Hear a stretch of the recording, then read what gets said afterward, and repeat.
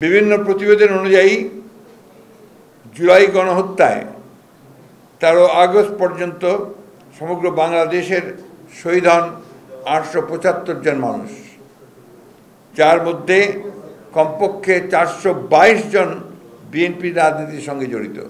দেশ জুড়ে শহীদ হওয়া সকল শ্রেণী পেশা রাজনীতির মানুষগুলোর বিশাল অংশ যে বিএনপির নেতাকর্মী, এটি কোনো বিচ্ছিন্ন ঘটনা নয়, বরং আমাদের সুদীর্ঘ রাজনৈতিক সংগ্রামের অনিবার্য ফল।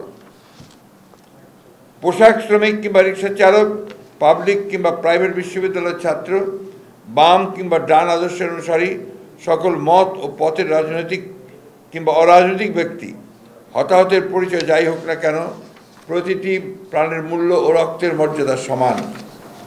আর তাই সমান গুরুত্বের সাথেই প্রণয়ন করতে হবে প্রতিটি হত্যাকাণ্ডের তালিকা ও নিশ্চিত করতে হবে সুবিচার।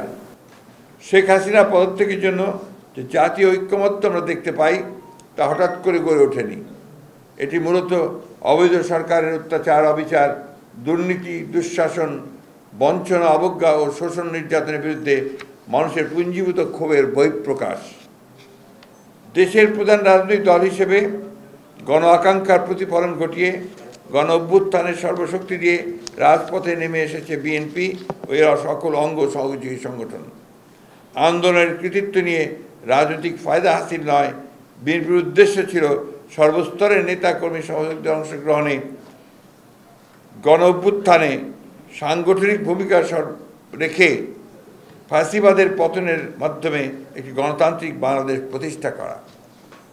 আর তাই বিএনপির যে 60 লক্ষ সদস্যের নামে ফ্যাসিবাদের সময় মিথ্যা মামলা হয়েছে, তার সুবিশাল অংশ সাধারণ মানুষের পাশে থেকে রাষ্ট্রযন্ত্রের ষড়যন্ত্র ও নিপীড়নের বিরুদ্ধে ঢাল হয়ে রুখে দাঁড়ায়।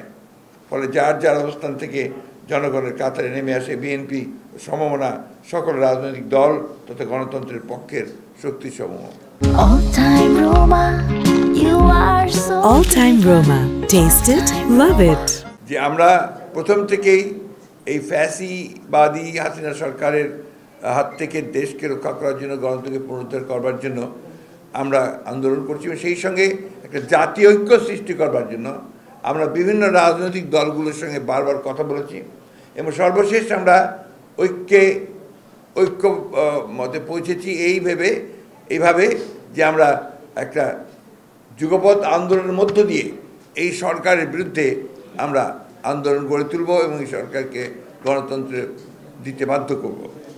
এটা আমি আবার রিপিট করতে চাই যে সেই ঐক্য আমাদের সৃষ্টি হয়েছিল।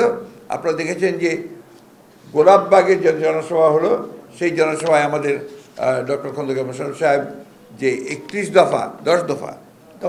10 দফা কর্মসূচি ঘোষণা করেছিলেন, সেটা কিন্তু ছিল আমাদের সেই যুগপৎ আন্দোলনের একটা অংশ। এবং এরপরে 31 দফা নিয়ে আমরা আবার এসেছি আপনার সামনে। এগুলো কিন্তু সবই একটা ঐতিহাসিকভাবে এই কাজগুলো করার পরে সমস্ত রাজনৈতিক দলগুলোকে ঐক্যবদ্ধ করে এর যে নেতৃত্ব বলেন, এর যে উদ্যোগ বলেন, সবটাই কিন্তু বিএনপি নিয়েছে এবং বিএনপি যার ফলে শেষে 1 দফা আন্দোলন শুরু করেছি আমরা। যে 1 দফা আন্দোলন আপনারা জানেন যে আমাদের অনেকেই সেদিন বিভিন্নভাবে রাজপথে আপনার শহীদ হয়েছেন এবং আমরা সবাই 1 বছর আগেই আমরা সবাই কিন্তু কারাগারে গিয়েছি। ওই সময় যখন আপনার আন্দোলন শুরু হয়েছে, সেই সময় কিন্তু আমাদেরই প্রায় 13,000-এর উপর নেতাকর্মী কিন্তু কারাগারে ছিলেন এবং ওই দিন কারাগারে সবচেয়ে বেশি সংখ্যক বন্দী যারা ছিলেন তারা ছিলেন সমস্ত বিএনপি নেতাকর্মীরা। 5 তারিখে বিএনপির সেই কারাগারগুলোতে স্লোগান উঠেছে যে আর সৈনিক এক হও। তো এগুলো আমি কথাগুলো এই জন্য বলছি যে বিএনপির অবদানকে খাটো করে দেখার কোনো অবকাশ নেই।